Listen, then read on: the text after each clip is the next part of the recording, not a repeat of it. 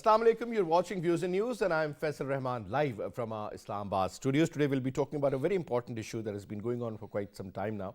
That is related to our border fencing issue. Almost 95% of the border fencing when we talk about the region between Afghanistan and Pakistan that has been covered. The area is around 2,600 kilometers. You can well imagine the size of this project. And many people lost their lives, especially the military Jawans and the officers who were in fact a part of that particular unit, or the engineering corps in general, who were part of the overall construction, and this was their duty to erect this fence for the safety purposes, primarily to stop and curb smuggling, to stop the infiltration from the both sides actually, and also to make sure that whosoever wants to come in or go out should be supervised also. So there were certain points which were made, and we thought that this is going to continue the way it is. But there were some issues at a very local level where we learnt that the fence was in fact broken by the Taliban. But this issue was raised with the regime in Afghanistan, in Kabul, and there is going to be a solution soon. And the DG ISPR has very categorically mentioned that this is going to continue because so many of our soldiers have lost their lives and they were martyred during this particular project, during the completion of it. So now we cannot back out. This is what it is, and this is how it is going to remain. Primarily, we'll be talking about that in detail. Now, there are two issues. One is about the people or the indigenous local people living out there. Because when you erect a fence, there are certain families living on one side and there are cousins and relatives of those families living on the other side of the border. So that is perhaps one issue. Second is also about the prevailing culture that was there for the last centuries. And I think that also should be taken into account. That is also something very important to ponder upon. Another important factor again is about the way the miscreants, the criminals, these terrorists, they were handled and they were flushed out of the Pakistani side. Perhaps is another very important region, and we don't want them to come back into our own country, and I think this fence is providing a lot of support in that particular regard also. Now, to talk about this, let me quickly introduce you to our panelists. We have with us in our studio on my right is Amir Hussain Saab. He's a columnist, senior journalist. Thank you very much for your time. And we also have with us Saifullah Mahsud Saab. He's the president, FATA Research Center. Mahsud Saab, pleasure to have you on the show, sir. Thank you so much. And on Skype, we have with us Asif Durrani Saab, former ambassador, senior diplomat. Durrani Saab, pleasure to have you on the show, sir. Thank you so much for your time also. Sir, if you gentlemen allow me, sir, let me start off from Ambassador Saab. Durrani Saab, now after the statement of the DG ISPR, it's very clear what exactly is the agenda of Pakistan. And when he was asked this question that the Taliban fighters are creating a lot of issues and a lot of problems. And another very important factor again is about the kind of sacrifices that the military has given, sir, while they were erecting this very, very important fence between Pakistan and Afghanistan on this very porous border. Now, sir, I want your comment on this very important factor, and that is, the kind of reasoning that will take place between the two sides, Pakistan and Afghanistan, regarding this. Pakistan has very categorically mentioned that this issue was sorted out in 1893, and ever since then there has been no problem. But, sir, whosoever has been in the government, I'm talking about the Afghan government, sir, they have always raised this issue. Whether you talk about the Taliban regime or perhaps during the times of Ashraf Ghani, even prior to that, if you look at I would also consider that a very hostile regime when Mr. Karzai was in power. So your take. Let me clarify at the very beginning that for Pakistan, there's no more Durand Line. It is international border. It is, yes, in the Afghanistan's mindset, they call it Durand Line. That is their sovereign right. They want to raise it. By all means, they can raise it. But since 1893, as you have mentioned, it was an agreement between Amir Abdul and Sir Mortimer Durand. They signed it, and they signed it quite happily. The reason was that Amir Abdul Rahman's privy purse was increased from rupees 7 lakhs to 12 lakhs as per Article 7 of the Durand Agreement. And more importantly, the Durand Agreement, both in words and in maps, clearly stipulates the coordinates of the frontier that has been, demarcated on the ground. So Pakistan decided to raise fence again because of the allegations from the Afghan side and at times from the American side that the people were crossing into Afghanistan. And we also had the same complaint, as you also rightly mentioned, about the transgressors, trespassers, and they could enter. And there's another fact to it that the divided tribes have also enjoyed the easement rights under which they can straddle to the along the borders 30 miles each side, and that has been very much in vogue. And as late as 15th of August this year, when Taliban took over in Kabul, close to 50,000 people on average from Afghanistan side, they would come to Pakistan for work and for businesses.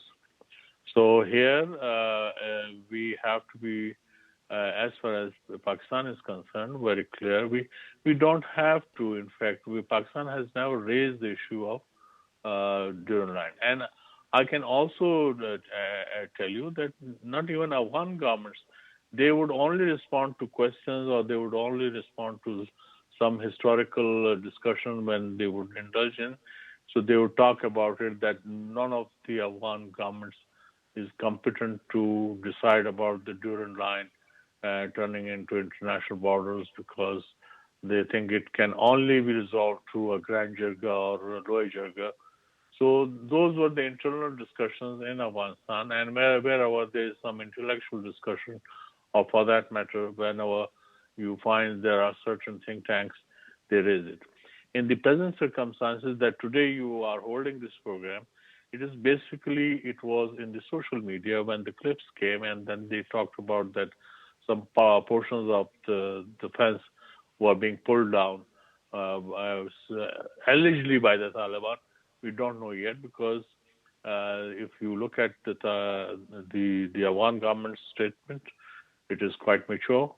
And when you look at DG ISPR's statement, it also reflects that maturity. And it has to be because when the two governments deal with certain issues, they deal it with responsibility and they don't indulge in rhetoric. And responsibility, I think, are the key words here, Durrani Saab. Durrani Saab, before I have a word with the panelists in the studio, I would also like all of you to see and hear what the DG ISPR had to say on Wednesday, along with the kind of questions that were posed to him. Let's see in this report.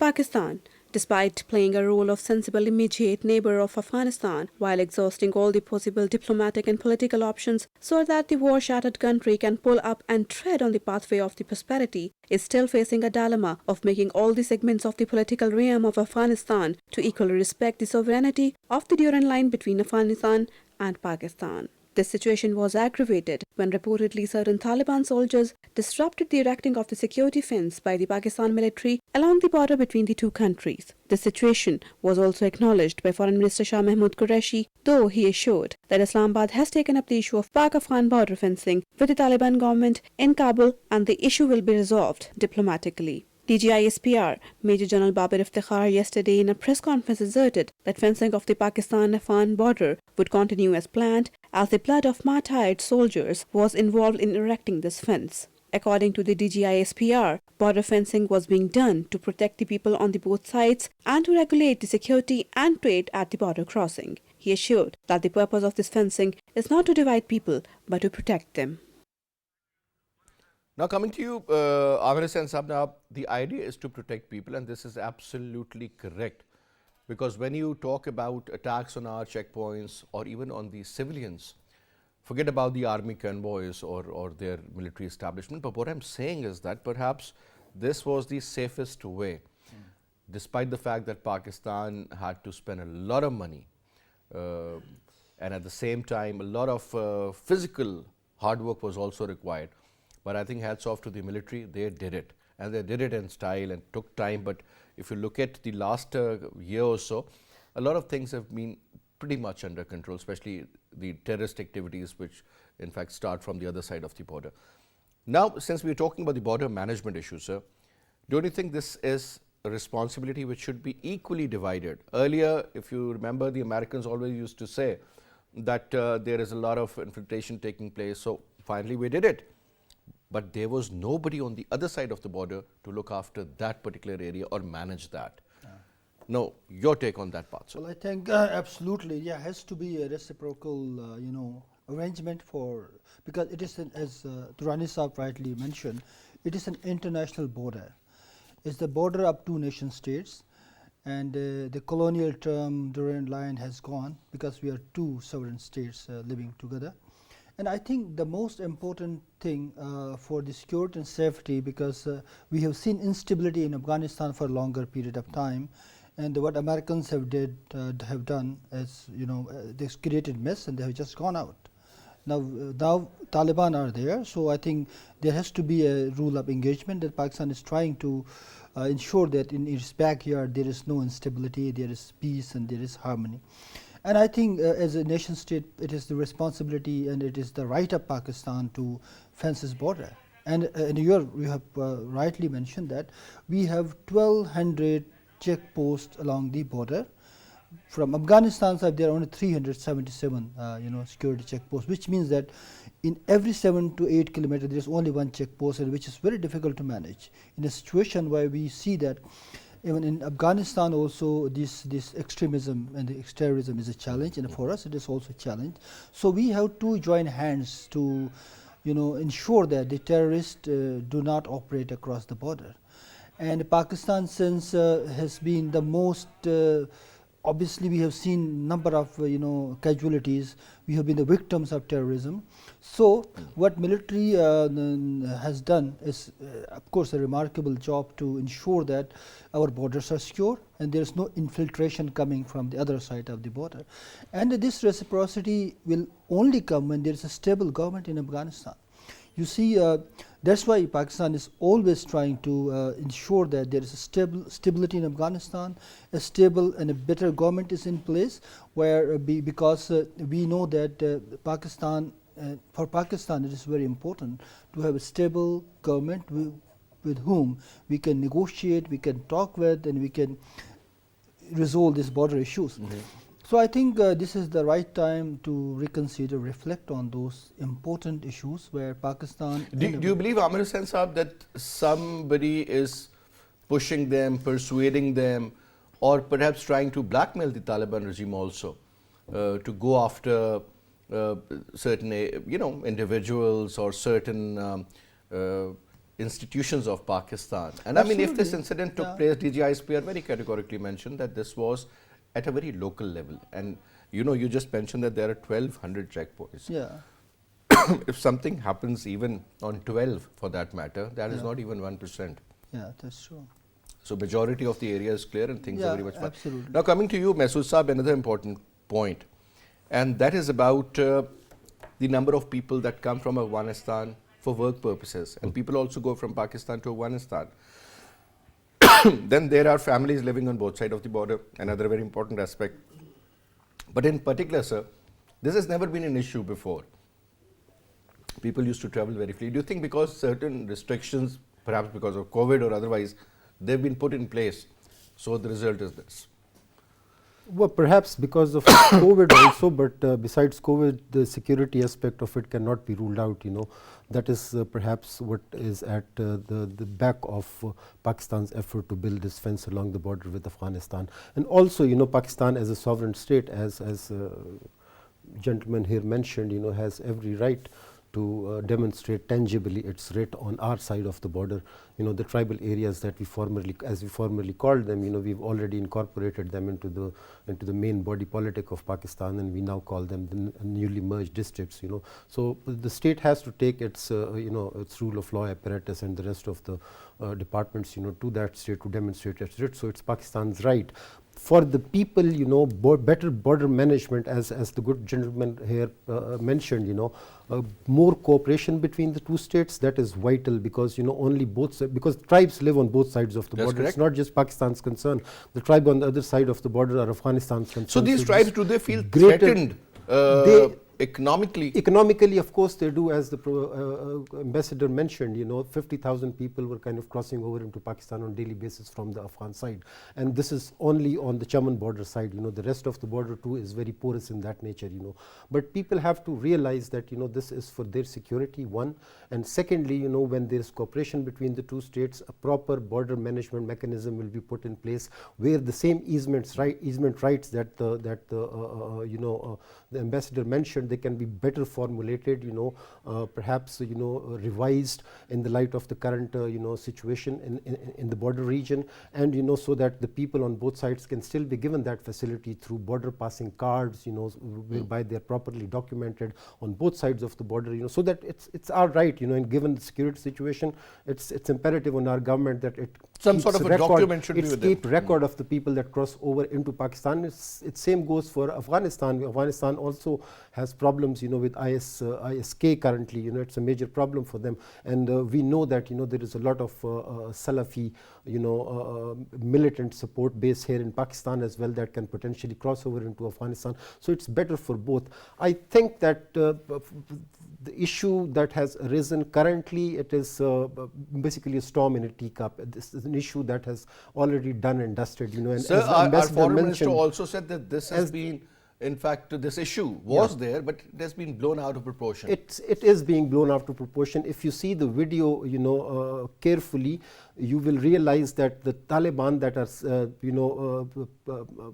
hitting barbs at the Pakistani side, they're basically standing on the Afghan side. So in my opinion, basically the issue is the delimitation of the boundary, where is Afghanistan and where is Pakistan. Perhaps that is very ill-defined, as part of the Durand Line agreement. So, that is what is causing the problem here, I mean, we have every right to build the fence on our side of the border. We can also do what India did when they were building the fence along the border with us. What they did was, the actual fence was built all along the LOC, but the fence was built 25 to 50 meters, keeping the sensibilities, of the border between the two countries. The fence was built 25 to 50 meters behind the actual zero line.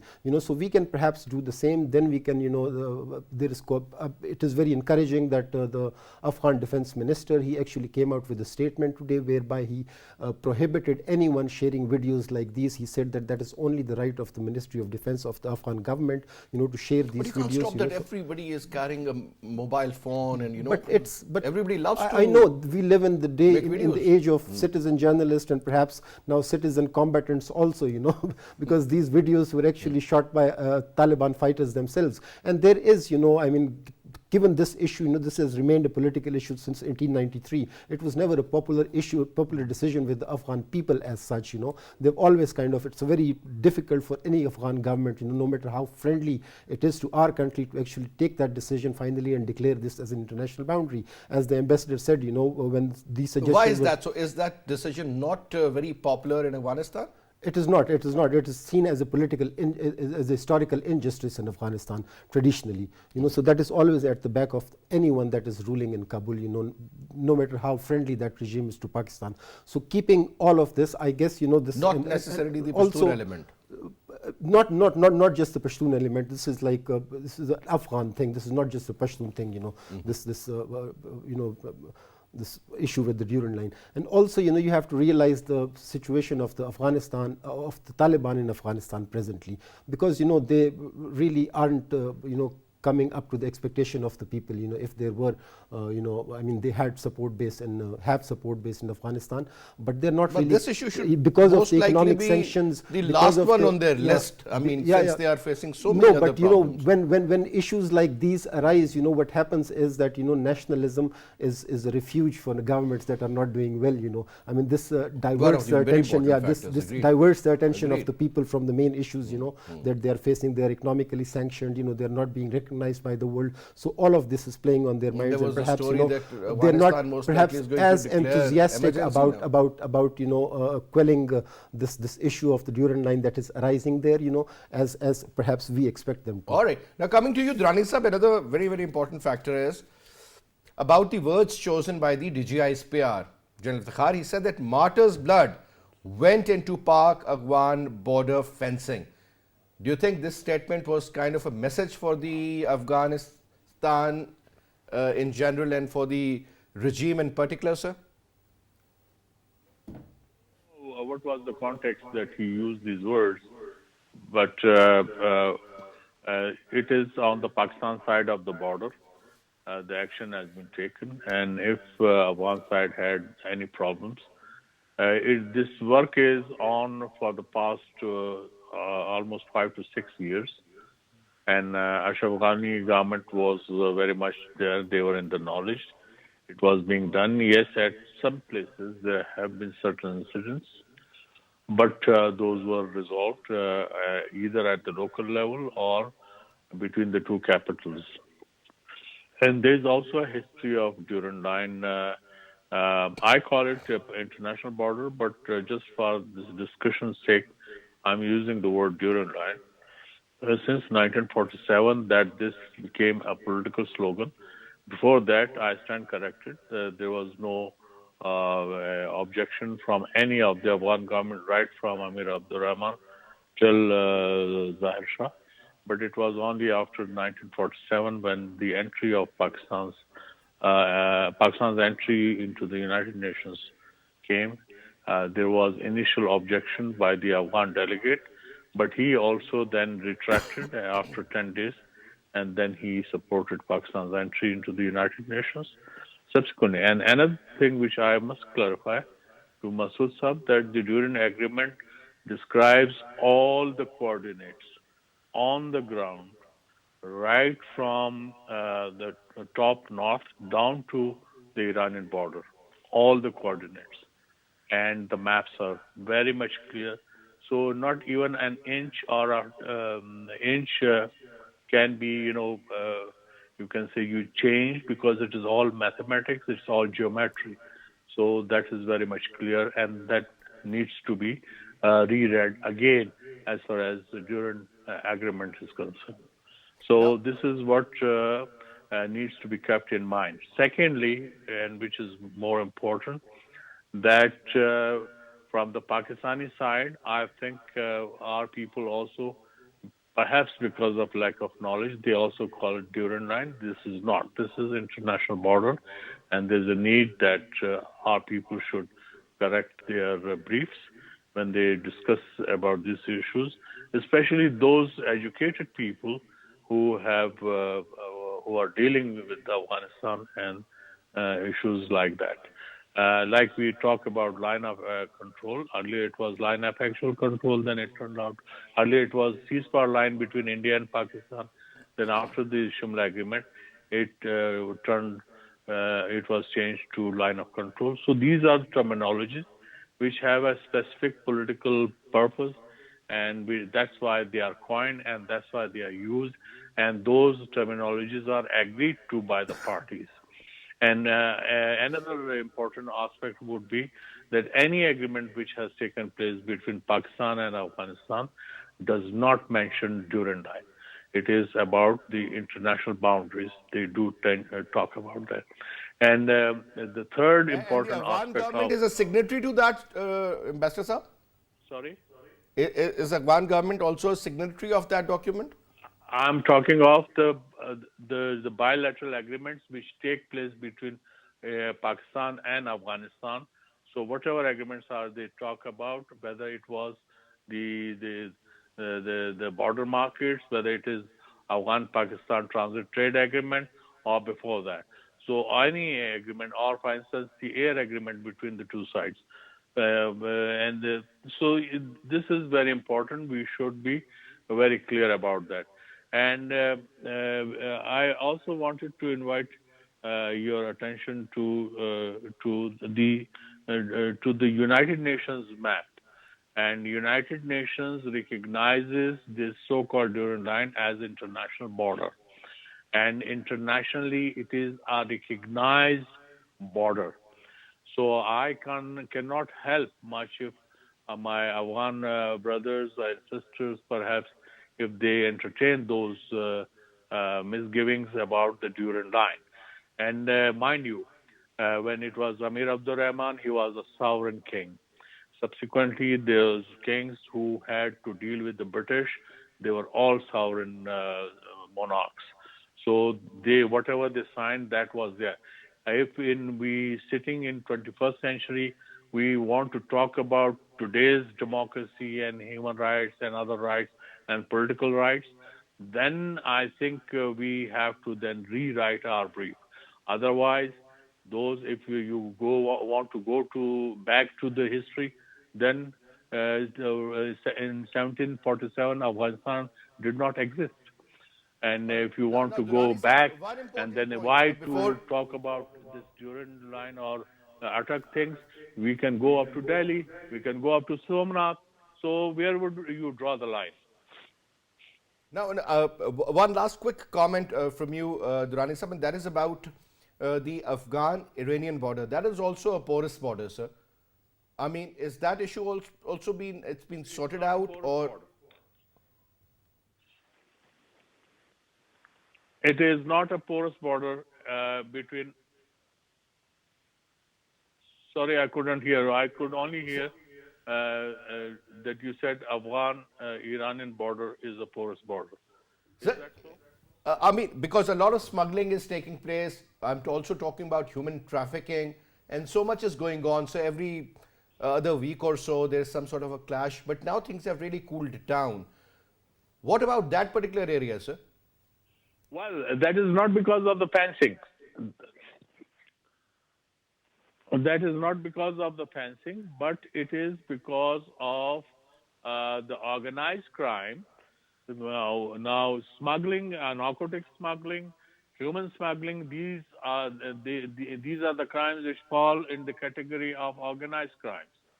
For that, the criminals on the Afghan side, on Pakistan side, and on the Iranian side, they are hand in glove. And if you recall, the Nimroz province, which is at the confluence of Pakistan, Iran, and Afghan borders, here Nimroz is the hub for the narcotics trade. And the smugglers from these three countries, they get together there. And the incident which took place at the Nimroz border, it was they thought that fence is creating problems for them. That's why it was pulled down. So we have to be, you have to look at the map and then see the actual what is happening in those areas, so then we can come to a conclusion. That is why that even Afghan Minister of Defense, when they came out about that incident in Nimroz, they were quite cautious. So these are the things. Unfortunately, now everything comes in the social media, and it becomes a problem. While this is not a problem of the proportion which our social media has projected. All right. Now, coming to you, Amir Saab, now 2-3 very important points. I mean, whether you talk about ransom, people are being kidnapped, you talk about distortion, you talk about miscreants, those who are handled and then they are assigned a certain task to carry out any sort of notorious activities, firing incidents are taking place, and everything, every other day there's an attack on our checkpoints where precious lives are lost. What I'm saying is that this particular fencing has really controlled that aspect, number one. Yeah. Smuggling is not taking place, and when you talk about the drug trade, sir, that is another huge issue to talk about and to think over. But last but not the least is about that vacuum that was created after the killing of the elders and the Maliks in that particular part, which we used to call FATA, the buffer zone between Pakistan and Afghanistan. Now it's been merged, sir. How different is the situation now? Because since there was a vacuum and a lot of members of the TTP, they took over and they took charge because there was no resistance. Though we learned that with the help of the military, a lot of lashkars were raised. But still, that has not been something very, very, appropriate that has really yielded results.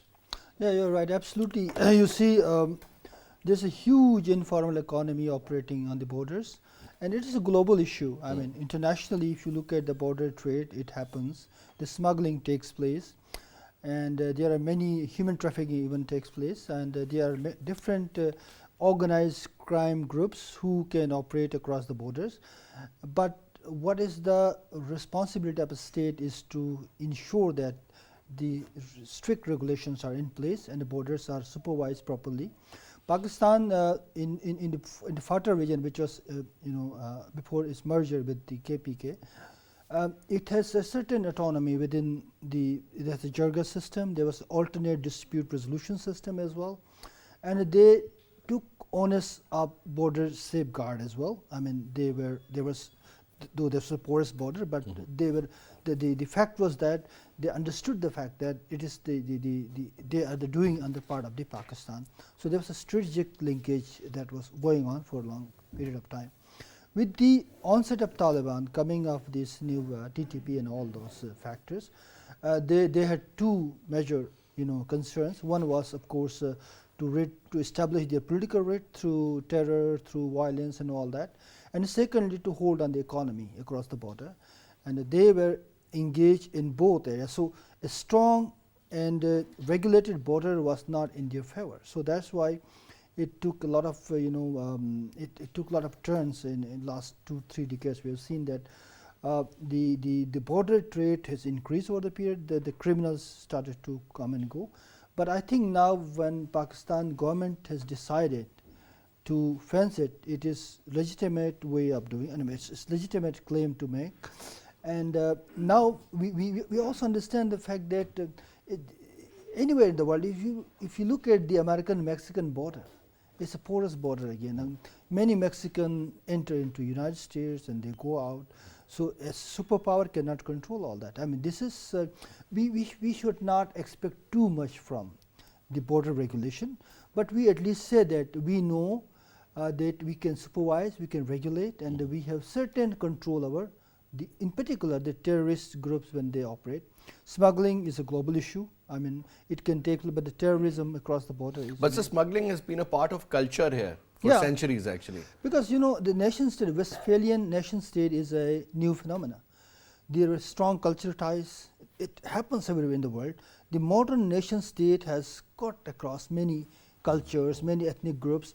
In particular, the post-colonial state that we are in. The post-colonial states are kind of scramble on the ground where different ethnic groups have been separated by these boundaries. So this is a problem. But the solution for this problem is to engage the government of both sides to create a relaxed visa regime, to relax, so that the cultural communities can interact and come together. There has to be a special zone where the visa regime must be relaxed so that people interact, and there is a border supervision as well, but there is also interaction across the culture. So that are the ways and means through which the two states can negotiate with this new reality of Westphalian I think state. it should be a win-win situation for the local people living out there, and as far as the government is concerned. Coming to Mahsud Saab, DGSPR again, another, I'll quote one of his statements, and he says that he was referring to the last year 2021. He said that the security situation along western border remained challenging. Yes, it did. And then he said operations against TTP to continue till the menace is eliminated. And he also mentioned, because there were a lot of debate going on whether to talk to TTP or not to talk to them. And there was a mixed kind of an approach. But the DGSP very categorically mentioned that the operations are still going on and the talks are on a hold. Yeah.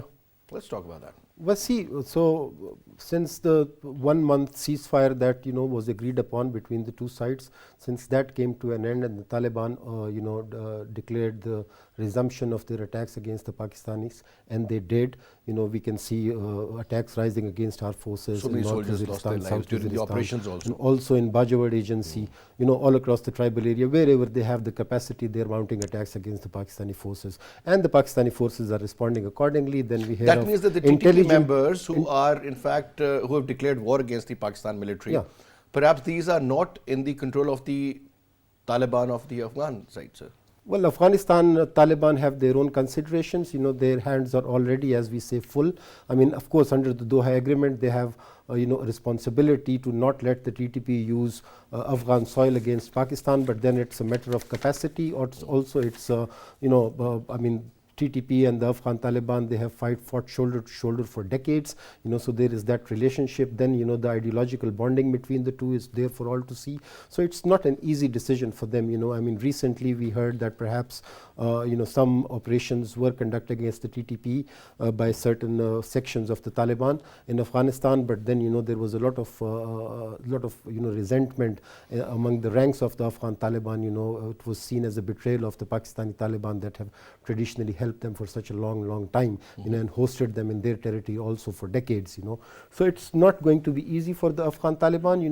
What we should expect for them is that, they can play the role of a mediator between, realistically speaking, role of the mediator between the Pakistani state and the TTP, bring them both to the table, which they tried once and it failed. Again, as you mentioned, there is a lot of debate going on in Pakistan, whether Pakistan should talk to the to the TTP or not, given, what they have done in Pakistan during the last couple of decades. So it's not an easy decision for Pakistan. It's not an easy decision for Afghanistan, for IAE also. So I think which is what the DG ISPR was referring to when he says that the situation on the western border remains challenging. So, and it is going to remain challenging situation for quite for quite some time to come. So I mean, in that backdrop, what we can do possibly is we can secure our side of the border. So we are building the fence. That is one. Secondly, the demands, the legitimate demands, the complaints that people on this side of the border have against the Pakistani state during the various military operations that were carried out in that area, the destruction that happened, the displacement of the people what really that happened, worries me, that has to be addressed on priority basis. That is the key. As long as these people are happy with Pakistan, content, that Pakistan has redressed, whatever wrongs forcible as a matter of compulsion. The previous grievances were all about. Address those properly, but address them on priority basis. I mean, we find money for different other things to do. Perhaps this should be our top priority. Given the emerging situation in Afghanistan. If you remember, it's not, FATA, if I'm not wrong, 100 billion a year. That was promised, but never, Not 100 billion a year. I think 100 billion for 10 years. For 10 years, that was promised, but 10 billion people were never. I mean, these false hopes were given to the people, then they were not acted upon. What happened about that? Because that was a good initiative. This should be a priority. This shouldn't be something that is, kind of at the end of the list. This should be top of the list. At the end of the day, Mahsud, the military can do to a certain level. At the end of the day, it are the real forces which need to get united and start working for the betterment of any area. A real secure border would be one with Afghanistan, would be one when the military is actually on the border, and the internal security situation of. And there has to be some sort of a mechanism that needs to be formulated. Now, Exactly. Mahsud, another important point. I mean, and I also talked to Ambassador Sahab about it, but first to you, and that is about one very major factor.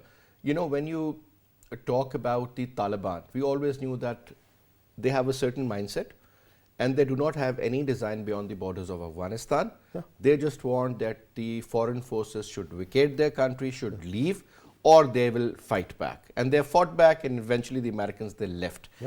Now, again, there is a very huge issue, and that is erupted. You just mentioned about the Salaf issue along with the Tehreek-e-Taliban of Afghanistan. They have differences within their own ranks, people sitting at the top who are taking the decisions, and those who are managing at the grassroots level. I mean, there seems to be some sort of a disconnect, and perhaps economic crisis on top, the winter has approached, then there is food insecurity, so many other, these issues accumulate and become a problem. Now, do you think, sir, that since we were talking about that Afghan soil will not be used against its neighbors and any neighbor, not only Pakistan, and they also mentioned that we have a lot of threats in the form of non-state actors, in particular Daesh and IS, and IS has a global agenda. Do you think, sir, certain hostile factions of the IS or Daesh, even perhaps Taliban for that matter, they could join hands and really pose a threat to Pakistan regarding this border issue, sir? They can see. I mean, the TTP, as the DG ISPR mentioned, is composed of different factions that may not see eye to eye with each other on different things, including talks with Pakistan. So if Pakistan is able to kind of bring to the negotiating table a considerable number of people from among the Taliban, the rest, and if the Afghan government comes down hard on them, inside Afghanistan, perhaps those people will be left with no other choice but to join hands with ISK, and then that can be a threat not only to Pakistan, not only to Afghanistan, but also to the region and also to the wider world, because that is one of the top concerns that Europe has. And that America is the has. reason we have the fence to. So the fence has to come up, counter that fallout factor. But the fence has to come up, but keeping people on our side of the border happy with the state, addressing their legitimate demand, that should be on top of the list. Secondly, very, very close cooperation with the Taliban government. I mean, perhaps Pakistan, and in my opinion, Pakistan cannot afford the Taliban government failing at the moment, so this may have repercussions for Pakistan. Nation so is the region, trying, especially the Western nations, they're trying the to make region sure that cannot, this regime the region cannot, especially Pakistan, and of course, and responding to what the ambassador said regarding the coordinates on the border, perhaps those coordinates have not been brought down to the people, so they don't understand where which country is, and because of that, there have been disputes before as well, and there are disputes now as well. Perhaps these coordinates should be explained to the border management forces on both sides very, very clearly, so that in future these disputes do not arise. I mean, very important factor. Ambassador Saab, last question to you, and that is about the way forward. Obviously, sir, people really matter. This is what we have also witnessed on the LOC and all along the working boundary, sir. Families living on both the sides, and we don't shell because there are Muslims on the other side of the border. The Indians do because they are trigger happy. But my point is, sir, when it comes to the Afghan border issue or Durand Line issue or whatever we may call it, but the issue is there.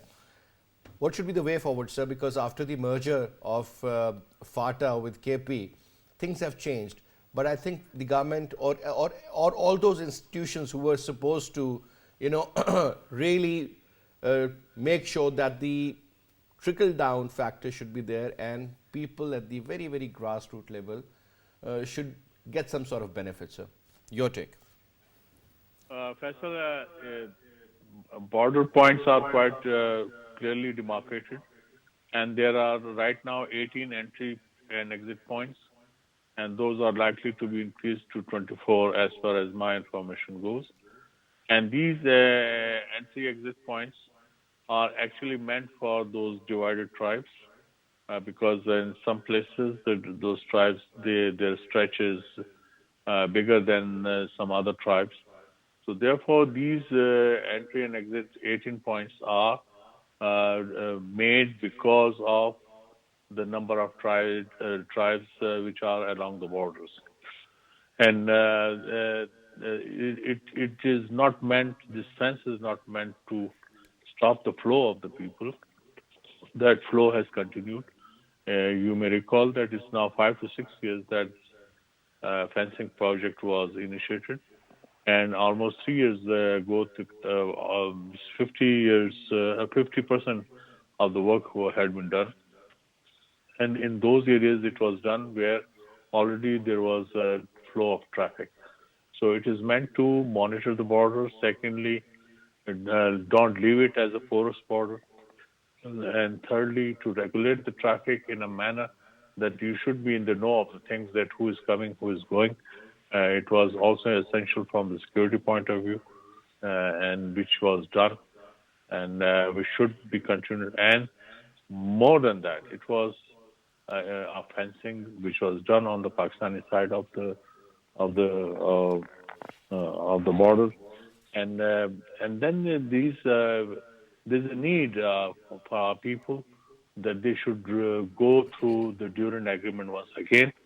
You will find those coordinates very much in the agreement itself.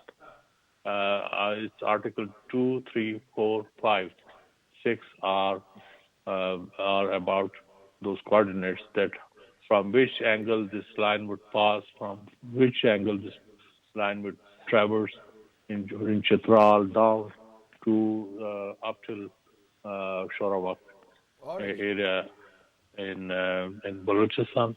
So those are very much there. And apart from that, there are maps. Maps are very much available in the Surveyor General of Pakistan. I'm sure it would be available with the Afghans as well. And then there are also, this is not the time here, and Amir Abdul Rahman's conversation with Sir Mortimer Durrani.